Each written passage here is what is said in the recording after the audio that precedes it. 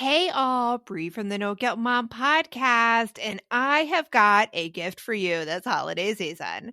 If you love the No Guilt Mom podcast, and I mean love the No Guilt Mom podcast, then tell us about it. Leave us a review, and you can be entered to win a No Guilt Mom gift card. All you have to do is leave a review, take a screenshot, and then simply go to noguiltmom.com/review to enter our giveaway for a free No Guilt Mom gift card, simply for telling us what you think about the podcast. It is amazing. But don't delay. Get right on this, as we're going to be giving away that No Guilt Mom gift card on December 21st. So get right on over and visit noguiltmom.com/review. Welcome to the No Guilt Mom podcast. I am your host, Joanne Crone, joined here by my co-host, Bree Tucker. Well, hello, everybody. How are you? So today's episode, if you usually listen in the car with your kids or if your kids are around, we suggest you put your headphones in.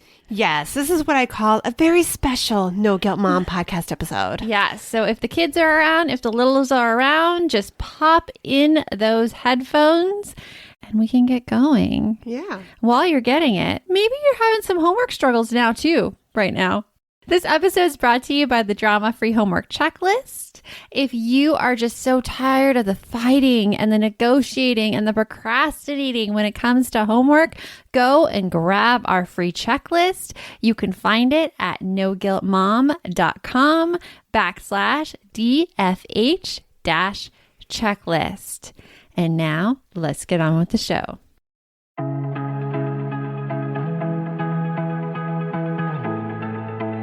You want mom life to be easier. That's our goal too.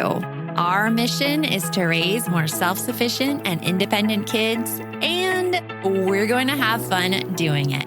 We're going to help you delegate and step back. Each episode will tackle strategies for positive discipline, making our kids more responsible and making our lives better in the process. Welcome to the No Guilt Mom podcast.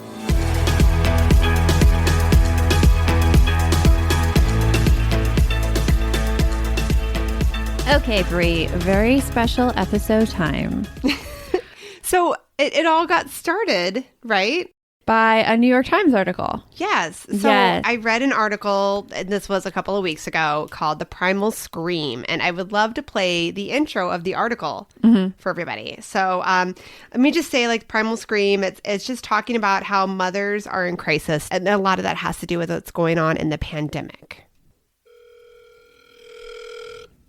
Welcome to the New York Times Primal Scream line, where the floor is yours to yell, laugh, cry, or vent for a solid minute. I just wanted to say, I'm so sick of my goddamn kids. This pandemic has made me realize that maybe I'm not cut out to be a mother. I am doing my 6th load of laundry today. Oh, God, every day I think I can't do this again. But then I do. I get it. I get up and I do it because that's just what parents do, right? It's hard to listen to. It is. It's really hard to listen to, but you know what else? It's so true. It is so true right now. It's so true. And maybe you know someone going through this right now. Maybe you are going through this right now and you feel like you're so alone. I know I see it in some of my friends. Yeah, and it definitely does. Like, so when I was reading the article, the focus was about different moms in different situations. But there was this one particular story that really spoke to both Joanne and I, where this mom is at home. She works part-time. Her husband works full-time. He's at home too. They have a 3-year-old daughter who can't go to childcare because of the pandemic. So mom is taking care of the 3-year-old, taking care of the household, working part-time, and trying to do it all. And she just feels very lonely and isolated. And I can see that. Mm-hmm. It's hard putting that pressure on ourselves to do it all because we think like we're just not handling things right. Or if only we can get organized, it'd be better. But no. This is the situation of the time right now. And if you're going through this, this is not your fault. There's nothing that you can do better. And if you're struggling, yeah, we hear you. Yeah, yeah. So like some things that this mom was talking about in the article, like she gets frustrated because her husband, who works from home full time, they have an office, and they decided that since he's the one working full time, he gets to have the office. So in the morning, he goes in his office, he shuts his door, and he works all day. That would drive me bananas. Like total, because it's one of those things like, okay, first of all, there's like two things embedded there. There's one that like this underlying bias that the person who earns more money deserves more free time and almost like freedom in some respect. Right. And Almost like more rights, more respect. More rights or more respect because they just earn more money. When really, I mean, like, first of all, we have a gender pay gap. I know, right? Like, not even getting started with that. It's usually going to be the man who's earning more money because of how our society is currently. And so that just puts women at a disadvantage. And it's not about who earns more money. It shouldn't be that way in the house. It's an equal partnership where both spouses during this time or both partners, everyone needs to give their fair share. Like, this is just BS. It's BS what's going on. I will say this. To have that kid, it was equal participation. It was. You Yes, needed it was. both people. But I mean, one thing that's really interesting is that this article is certainly not the first time that there's been a really great article written about the pandemic. And it's not the first time that it shone light onto the inequitable division of parental duties in many households, especially in America. But it even reaches further. It talks about how in American society, we do tend to place a lot of the parenting responsibilities and household responsibilities on the mom. And why? Because we're the mom? It's a societal expected thing. So like if you talk to many husbands, like if you talk to my husband, he's like, I don't expect you to do that. And I mean, true. I mean, in our relationship, he does not expect me to do that. However, all of the information that I get from society and talking with my friends and seeing the media advertisements on TV, guess who is more responsible for household duties? It's not men that's being marketed to you for this. It is women. Right. Yeah. Don't even get started on that Amazon Alexa episode that we did. Yes. Yes. But I mean, all of those things, they really do affect you, and they affect like what you think that you need to do to be a successful mom. And it's hard when you feel like the only time that you can express your feelings is when you're hiding in a closet screaming into a pillow or doing a load of laundry. Like sometimes I would do a load of laundry with like heavy towels so I could go in the laundry room and cry because nobody could hear me. And it would be so much easier than trying to deal with the negative response I would get from my spouse at that time if I was frustrated with something, because it would always just be like, you signed on for this. You wanted to be a mom. And I'm like, I didn't sign on to be raising my children by myself and dealing. But that was pre-pandemic. Yeah. In this pandemic, it's so much harder. It's so much harder. And like I've heard stories of, I know women personally who have quit their jobs because they see it as way too hard to take care of the kids and do a job, which I would say, yeah, that's impossible to take care of kids and do a job at the same time. Right. Dealing with online schooling for many, many families, that it's all your thing. And just the different expectations. And then let's just even add in the extra factor that in many, many cases, our kids aren't our normal kids right now. No, your they're kids dealing with probably, stuff too. Yeah, your kids are probably dealing with stuff and are acting a little different, either in school or at home, because it has been an historic year and it's still going on. Yeah, and you know what? Many women feel joy from work. I mean, that's a normal thing. It's normal to feel joy from work. You do not have to feel joy from your kids all the time. Like, my son is playing a game right now on his computer where he's a thief and the cops are after him. So I'm so excited about this new app, Give As We Grow, where instead of being the quote unquote bad guys, kids are practicing giving back. That is so cool, Joanne. I really wish that there was something like this when my kids were younger that got them excited about giving back to others and helped them build a better understanding of what it really means to volunteer. Give As We Grow is the first of its kind free educational mobile app for children ages 8 to 11 that teaches kids via fun, service-focused minigame quests to tap into their unique talents and interests to help others. And did you know that studies show that there is a biological connection between generosity and happiness, and that volunteering improves people's physical and mental health? I mean, kids who volunteer typically do better in school and are less likely to engage in risky behaviors. And that is something that I think we all want for our kids. Ready to spark a new movement in generosity? Find and download Give As We Grow for free in the App Store for Android and iOS. And for resources for the whole family, visit giveaswegrow.org. We're hitting that time of year where my brain gets so overloaded in December that I look for anything to make life easier. And I have to say, Brie, that Green Chef is one of those services. Yes, Green Chef is there to take away the dreaded, oh my goodness, what are we going to eat for dinner tonight? You can eat clean all holiday long with over 80 weekly meal options each week, featuring things like quick and easy, protein-packed, calorie-smart, or my personal favorite, the keto options. And you don't have to lose track of healthy eating habits during the holidays because every Green Chef customer gets a free session with one of their registered dietitians who can walk you through how to make clean eating work for you, which is very cool. And I have to say that I have been loving their recipes lately. They put things together I have never thought of. This week, we're trying the lemon basil caper pork with sauteed cauliflower, bell peppers, almonds, and feta cheese, my favorite. Their recipes make it so easy to support my wellness goals without skipping on flavor. For Green Chef's best deal of the year, get $250 off with code NGM250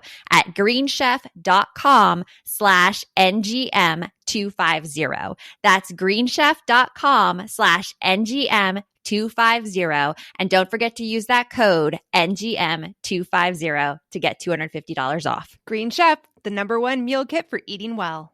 And have that be your only source. No, they do. Yeah. It's like Pamela Peckerman, when she was on the podcast, how she said, I diversify my joy. Because you know what? There's going to be some hard times with kids. And if you don't have like another joy to fall back on, like work, those hard times are going to be even harder. So like work is more than just the money. Work is, for a lot of people, it's identity. Like, I don't know what I would be if I didn't work. I tried it. I tried staying home with my son and I was going bonkers. Like, I couldn't take it. Right? And from that was birthed No Guilt Mom. No Guilt Mom. Yeah. But it's so much identity. And when women are forced to go out of their careers and just, take care of kids, there goes that identity right out the window. There goes that sense of joy, that sense of purpose, that sense that you're accomplishing something. Because, oh my gosh, with kids, there are days, there are many days you don't accomplish a thing. Nothing. Right. You're struggling to come up with that daily gratitude at the end of the day. Like, what positive things happened? And everybody's like, oh, you should just be happy. You get to spend time with your children. It's like, no. Like, a lot of the science and a lot of the research, especially I talk about self-determination theory a lot. And one of the main things is autonomy. And autonomy is this feeling that you have control over your own life. Let's face it, with kids, we do not have control over our own lives. You barely have control over your own body. No. When you don't have that control, you lose yourself and you become depressed and just sad and anxious and angry, really angry. Yeah. So a big point of what we're talking about today is we really want to make sure that we're reaching out there and letting you guys know, hey, it's okay to feel like this. Yeah. It is okay. And guess what else? Because a lot of us are cut off from our external supports. We don't get to see our family or our friends as often. And some of you have gone a year without seeing any of your family or friends. Mm-hmm. Everybody has different circumstances that are surrounding them, and we're all in different communities that have different impacts. But we all have suffered some loss of our external supports, which are then going to directly affect our ability to handle all of these challenges that we're dealing with during the pandemic. But especially this one, this expectation that we're supposed to take it all, do it all. And why? Because there's no other option? And make things easier for the primary breadwinner. Right. I mean, let's just say that out loud. That's what a lot of families are dealing with. The partner who has to take phone calls in the office and they shut their door and they don't have to deal with the chaos that is outside. Or to them, that's their struggle. Yes. Oh, I have to work and deal with all these distractions I hear on the other side of the door. Mm-hmm. It makes me think about that one.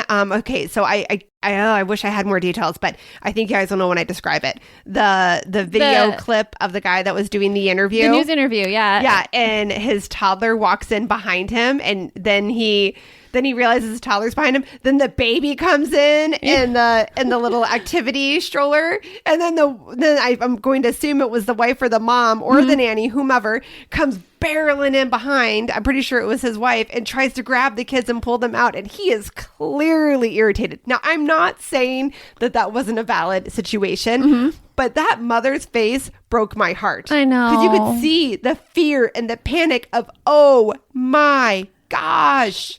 Like, just, what am I going to do? I can't believe this happened. So, yeah. And I mean, that's the same for that should be the same for both partners in a scenario. Yes. It should, because actually something like that just happened to us when we were recording a podcast episode, and I'd put my dog, who was very hyper at the time. She was actually talking to us during it. She was talking during the interview, like voicing her concerns. I took her down and put her in my husband's office, and he went out to like get a snack, and then she came up and she like barreled in the room and like started talking and everything, and we had to re-record. But I went down and I talked to him about that. I'm like, hey, I was trying to record up there. And immediately he's like, I'm so sorry. Like, I'm so sorry. I didn't know. And that's what the reaction should be. And you know what? The important factor in that story that I'm hearing that I think is, if there is one thing that any mom that's listening to this that's struggling or that's dealing with any of the things we're talking about, the one thing that Joanne just said there that has been a huge difference is communication. It's communication. It's one of those things where, like, if you have those strong feelings, it is okay to be vulnerable. It is okay to say, like, oh my gosh, I was upset. I was stressed. I didn't know what to do in this situation, to your partner, without assessing blame or anything. Like, it wasn't his fault that the dog came up. I mean, the dog came up on her own, and he had no idea she was doing the things she was doing up here. Right. And you know what else? It was, again, like you said, there was no blame. It was no blame. It was, hey, this is what happened. Yeah, this is what happened. Like, it's really hard to record. And then he's like, oh, okay, you know. Right. And because you guys practice this communication of talking to each other. We practice a lot.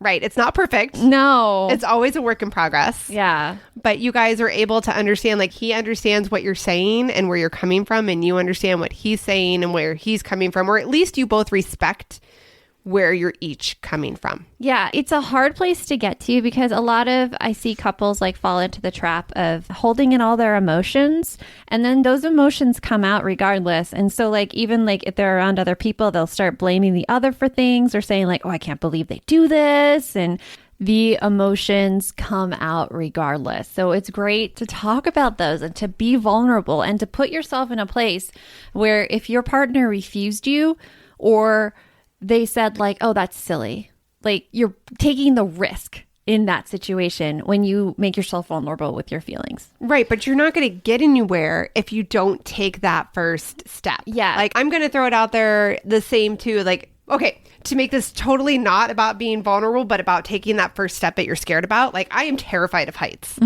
Those people that know me, I'm awfully scared of heights.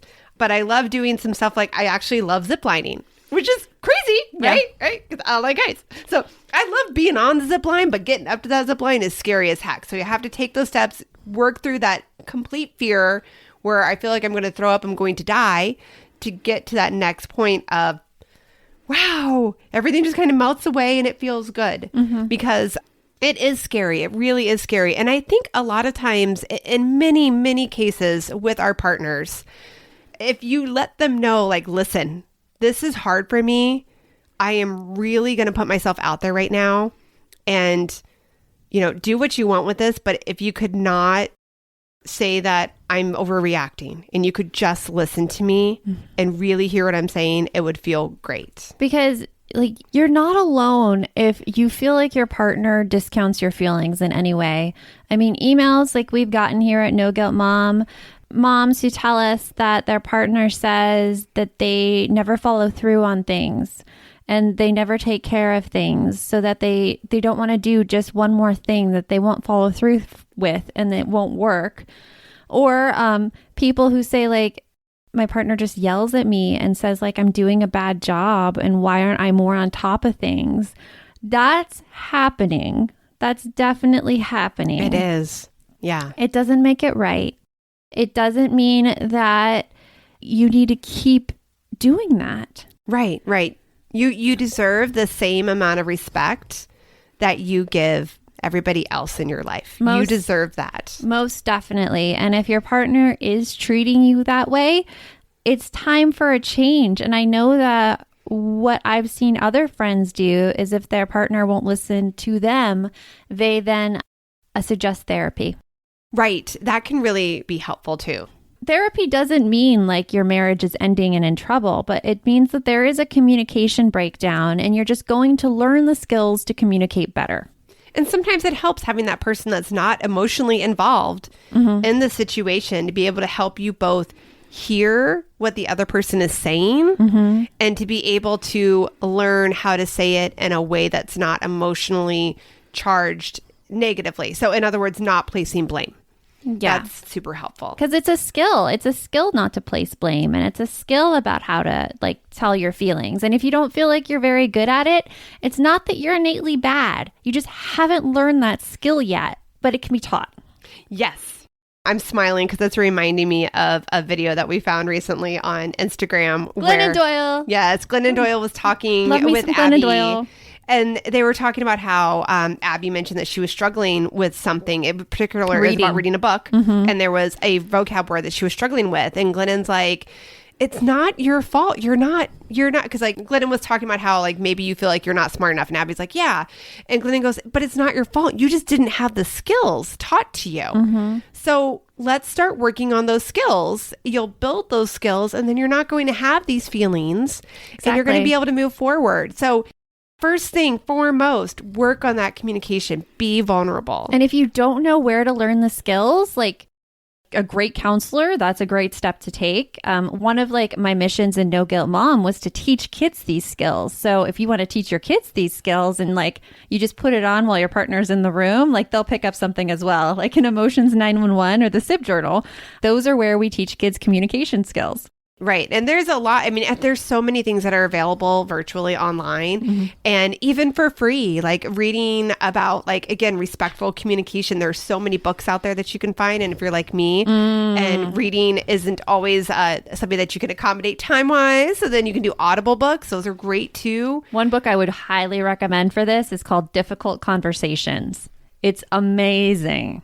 Yeah, I think that's a great one. Fair play, though. You talk about that one a lot, too, and I think that'd be very applicable in this situation. Fair play is good. You got to get the buy-in, though, in fair play. Okay. Some of the things the author suggests to get buy-in, like I feel it's more being tricky in a relationship and it's not going for like long-term success. So I wouldn't recommend it from that standpoint. It has lots of other great things, though. But you take a lot of things going forward. You can take a lot of things in that book. I just wouldn't recommend it for how you get your partner on board. And honestly, like with myself, a lot of my communication stems a lot from positive discipline. Yes. There's a lot about positive communication and mutual respect and showing trust and respect with each other. And that started with my parenting strategy, but has moved over into how I handle pretty much all my relationships. And it wasn't a far jump from where I was before I even knew about it, but I have found that helps a lot. So again, like if you're looking for buy-in, like a great book, you'd be like, hey, let's read about this positive discipline thing. You know, that's another kind of sneaky way, I guess, because you can bring it in from the kids' perspective. Yeah, Like, hey. always use it from the kids' perspective. Be like, I see our kids are fighting a lot.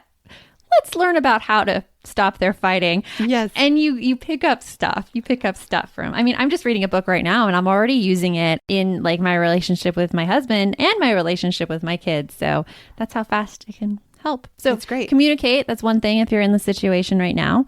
Hey, Aubrey here, and I wanted to share one of my favorite gifts to give during the holiday season, a Storyworth book. It is the most amazing gift ever. Storyworth is an online service that lets you create a special and unique gift of someone's story. I've given Storyworth books to both of my parents, and it has been their favorite gift, hands down. And did I mention it is so easy? Storyworth emailed my parents questions every week that I handpicked from their massive list of questions that they have. All my parents had to do was open their email and answer them. That easy. I asked my dad questions like, did you have any rules that you set for yourself as a parent, which you immediately broke? And he did. I even asked both of my parents, are you more like your mom or your dad? And they shared a lot of really amazing qualities that I didn't know about my grandparents at the time. Then at the end of the year, Storyworth compiles all of their answers, puts them into this gorgeous book that covers everything. My parents love showing us their books, and I personally love getting a chance to read them. With Storyworth, I am giving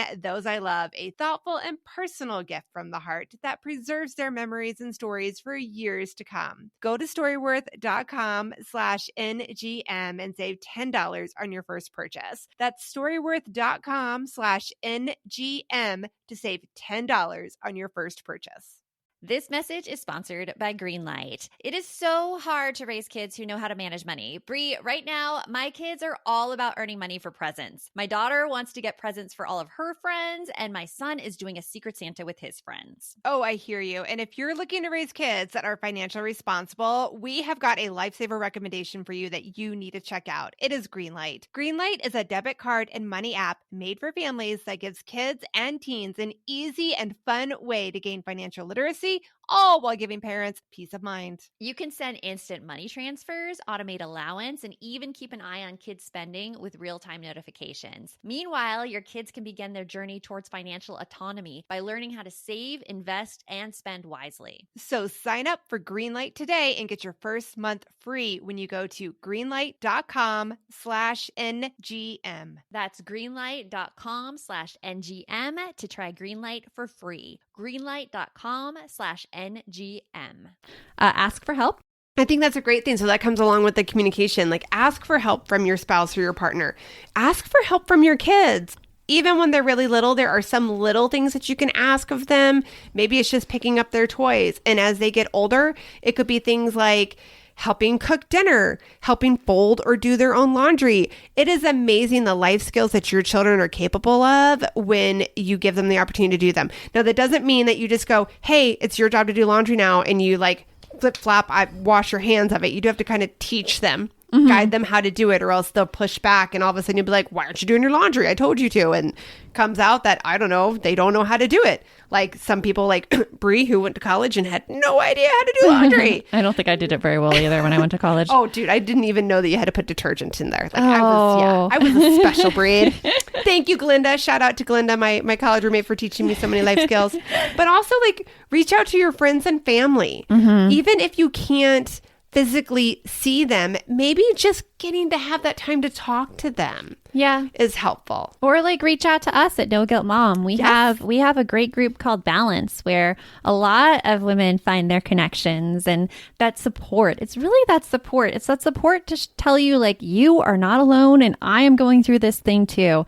That just gives you the energy to keep on going and try something else, or stay on the path, because you know staying on this path will get you results. Right. Exactly. For sure. So ask for help. And here's another big one. And I hear you say this a lot. Don't be so hard on yourself. That's something I work on every day. Yeah. I think so many of us moms do. And then we get caught up in the day to day and we forget, and then we get hard on ourselves again. So like a big thing that's going on right now, screen time. Yes. Right? It's okay to let your kids have some screen time if you need a moment to gain your perspective, your life, your sanity. Oh my gosh. So I always say this, but the only way I started my company is because my son liked Peppa Pig. And like, I would just sit on the couch with my laptop writing, and he would be beside me watching Peppa Pig. Oh, he was under 2 people. He had under 2 screen time. And he watched so much Peppa Pig that he started referring to things by their like English terms. So we went shopping at Target, and it was a shopping trolley. And when he went to put on his swimsuit, it was his swimming costume. Oh my gosh. So screen time is not inherently a bad thing. It's not. It's just like, we're aware of the content, and we're aware of if like they're turning into screen monsters and not communicating with other people or using those communication skills. And that's really all we need to watch out for. Right. Yeah. But I mean, there's so many other things you can do, like not being hard on yourself. Like I have a friend who she feels like because she's home, she has to do a home cooked meal every afternoon of making lunch for herself, her kids, and her husband who's working from home. And then she's also responsible for making a home cooked meal every night as well. And it's stressful. And she's trying to deal with like all these different opinions, right? Too. Yeah. Of like taste and like what everybody wants. Like, no. First of all, ask for help. Everybody, they're like, we can do a make your own lunch day for sure. Make your own lunch every day. Oh, yes. Many of If those. you have elementary school kids, like they can do this. Right. My kids do this. And then like if you're dealing with dinner, like no harm, no foul in ordering takeout or getting that Stouffer's like enchilada dinner, man. It is fine. We've had pizza for the past 4 nights. Yes. We have. It's true. My kids True know stories. that in my household, like weekends are pretty much all takeout. Yeah. Because I'm done. I spent the week cooking, dealing with all that. And actually, I say I spent the week cooking, but in our house, everybody takes a turn cooking. And it has been a life changer. Huge help. It's huge because also like we just recently did the kids cooking, like maybe like 6 months ago we started it. And now my kids, like their night to cook, they're like, I just don't feel like cooking. I'm like, oh, that's interesting. That you don't feel like cooking. So they're seeing like more of the struggle that like I go through and my husband goes through when we cook dinner. And I feel like they're more appreciative. I hope so. It was funny though too. Like the other day, your daughter came in and she was like, "I don't feel like cooking," and I was getting ready to leave for the day. This conversation happened at the end of the day, and I set off a little what I thought was funny. I was like, "So if you don't feel like cooking, why don't you see if somebody else to take your time? Like I don't know, maybe your brother." And he just sat there because he was in the same room and looked over with this like little sheepish sly smile. And it's like no. And then they spent the next 45 minutes. Negotiating. Negotiating. Yes. So many giggles. So much fun. He got like they actually came to an agreement where he would cook, but then like his sister had to play 3 Roblox with him, like 3 days of Roblox with him in return for him cooking. And what happened is that he couldn't cook that night anyways because we were missing one of his ingredients, so she had to cook anyways. But so it was joke's on her. It was still fun, and I think it was a good point. Like still things that can be done. So don't be so hard on yourself. Don't be hard on yourself. The laundry is sitting there and it like dry and clean, but in the dryer for 4 days, it's okay. Oh my gosh. To make you feel better, laundry sits in our room in a clean hamper, probably for 4 days, 5 days, before I'm like, I can't find my socks. I need to do the laundry. But in our house, like laundry is my job. Like that's what I do. My husband cleans the kitchen. So I am totally happy with that trade-off. But it's also like, even though it's my job, I don't do it right away. And he doesn't clean the kitchen right away. And it's fine. Yeah. It took a while to get to that point where you guys were both fine with it. Not a while, like not like forever. But I mean, we have struggles sometimes and we just deal with it. It's okay. It's okay. You are doing the best you can. Doing the best you can. Know that you are not alone. I hope that our conversation today has made you realize that first, you're not alone. And second, maybe you found some strategies that you are going to use or something that you are going to do right now. And if so, we would love to know. If you could shoot us a quick email, hello@noguiltmom.com, and let us know like what your next steps are going to be or what help you found from this episode. We would love it. Yes. And until next time, remember, best mom's a happy mom. Take care of you. Talk to you later. Thanks for stopping by.